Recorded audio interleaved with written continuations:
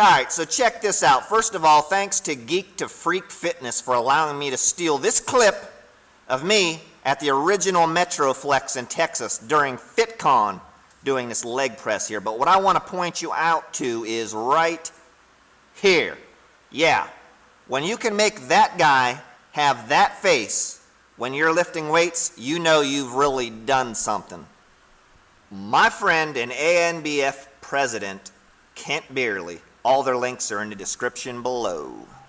One thing that sticks out in my head from all the time I spent with the Ultimate Warrior, thinking back, reflecting, is he always said to me, you shake it because you own it, and you don't ever try, you do it.